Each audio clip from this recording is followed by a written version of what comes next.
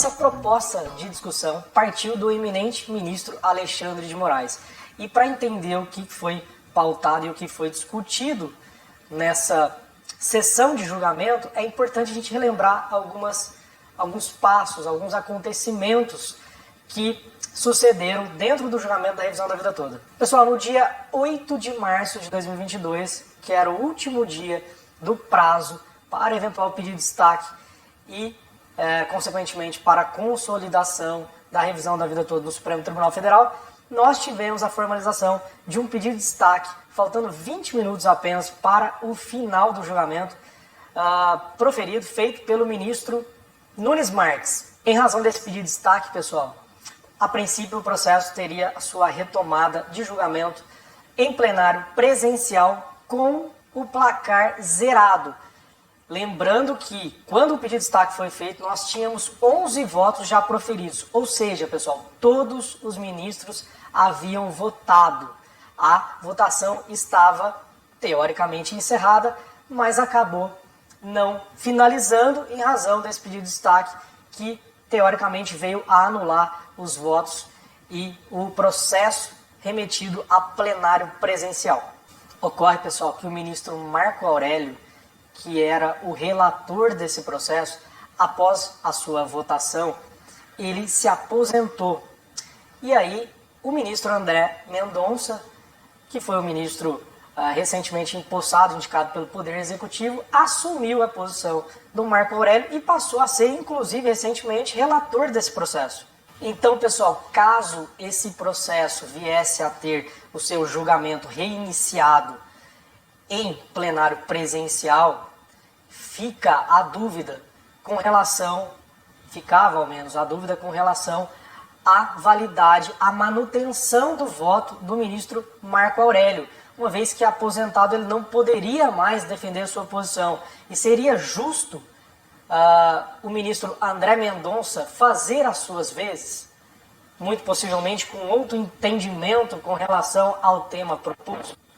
Isso motivou o STF, através de iniciativa do eminente ministro Alexandre de Moraes, a discutir a validade do voto do ministro aposentado nos processos em que, já proferido o voto, ele posteriormente venha a se aposentar e aí, obviamente, venha a ser substituído por um novo ministro.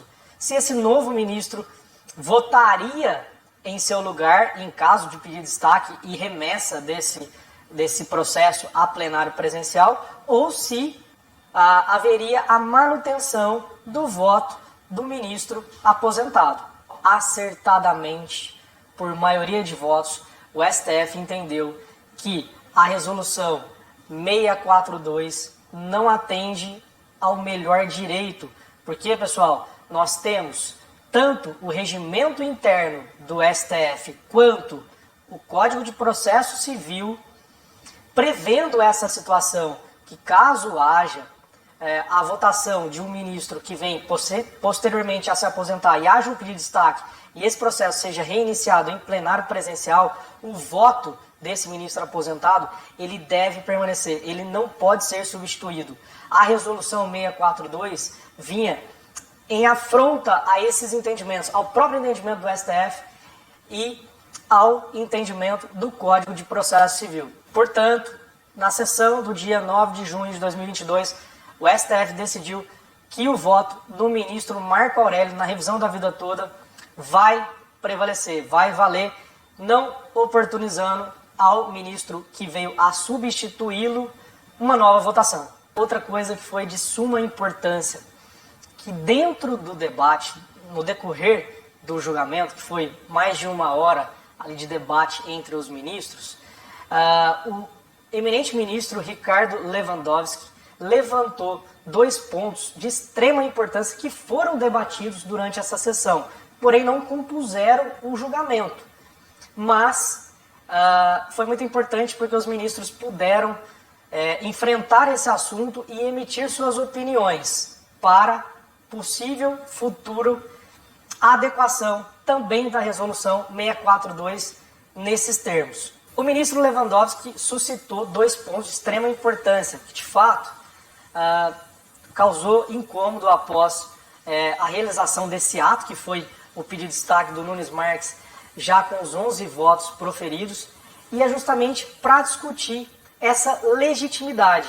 Haveria essa possibilidade da realização do pedido de destaque com a votação encerrada, ou seja, com os 11 votos já devidamente proferidos, haveria tempo hábil para isso, após os 11 votos já estarem proferidos? E mais, pessoal, haveria a possibilidade da desistência do pedido de destaque por quem o fez? E aí, pessoal, eu coloco essa discussão aqui porque foi algo muito importante tratado pelos ministros e também pelo fato que em jogo estão dois princípios fundamentais aqui, que eu acho que não podem deixar de ser citados, que é o princípio da segurança jurídica e o princípio da colegialidade. O princípio da colegialidade, pessoal, porque o voto, a vontade de um ministro, ela não deve prevalecer sobre a vontade da maioria. O ministro Nunes Marques era voto vencido e, em razão do pedido de destaque, ele conseguiu uma anulação de todo o julgamento.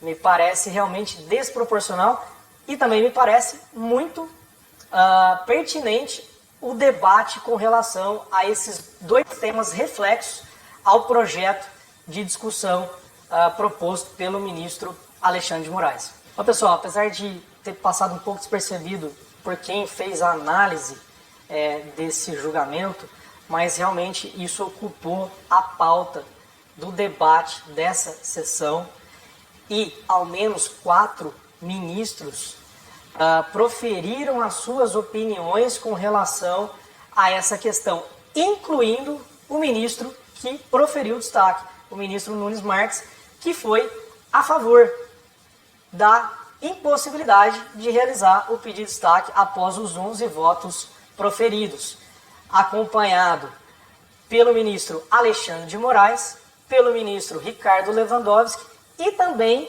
pelo ministro André Mendonça, para incluir a impossibilidade da realização do pedido de destaque após os 11 votos já proferidos, não obstante a possibilidade da desistência do pedido de destaque anteriormente realizado.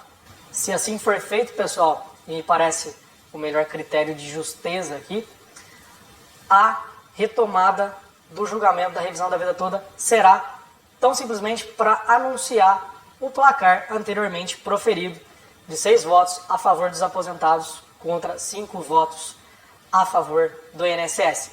Aproveitando agora para colocar para vocês o final do julgamento, a parte da votação desses 9 ministros que estavam presentes na sessão do dia 9 de junho de 2022. Confere aí. Acho que todos já tiveram a oportunidade de se manifestar. Vamos tomar os votos. Então, como vota o ministro André Mendonça? Senhor presidente, eu, com a devida vênia... Só nessa questão. Com a devida vênia, eu divirjo do eminente proponente. Bueno. Ministro Cássio Nunes Marques, como vota Vossa Excelência?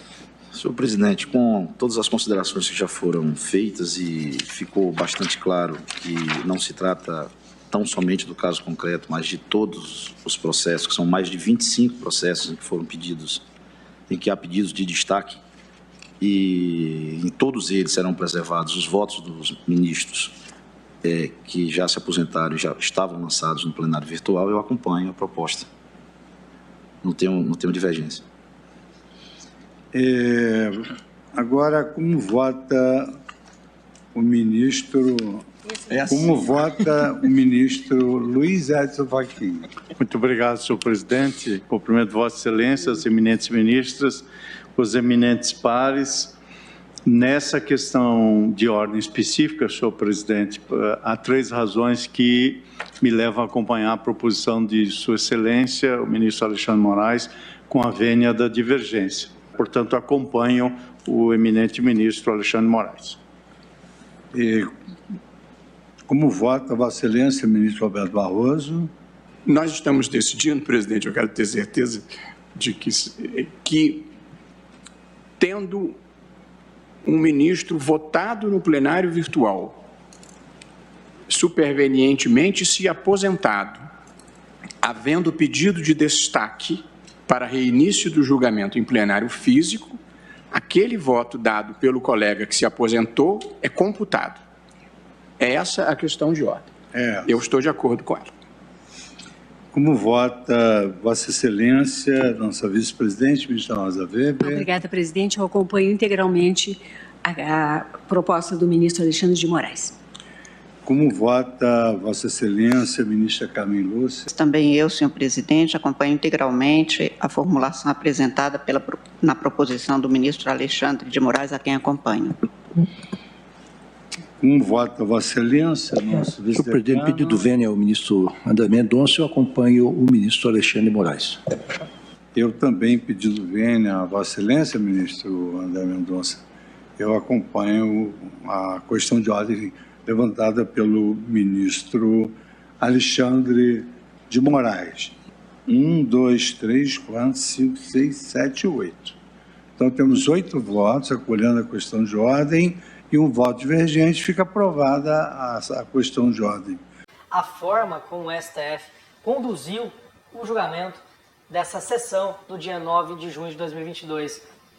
Para quem assistiu, como eu, na íntegra esse julgamento, pôde perceber que o STF estava alinhado, havia um consenso, havia um debate realmente saudável, e sempre que há uma discussão nesses termos, um debate nesses termos, quem ganha na verdade é o direito, quem ganha na verdade é o tema proposto. Então, muito importante, pessoal, que nós não fomentemos notícias sensacionalistas, colocando um ministro contra o outro. É a união que com certeza vai levar o processo ao seu melhor julgamento, ao seu melhor entendimento. E assim terminou a votação do dia 9 de junho de 2022 no Supremo Tribunal Federal. Uma vitória importantíssima que tem total reflexo dentro da revisão da vida toda, pessoal. Nós estamos antenados, vamos mantê-los atualizados desse e de outros temas previdenciários. Portanto, se você não nos segue, passe a nos seguir, curte o nosso vídeo, você vai receber em primeira mão o nosso material.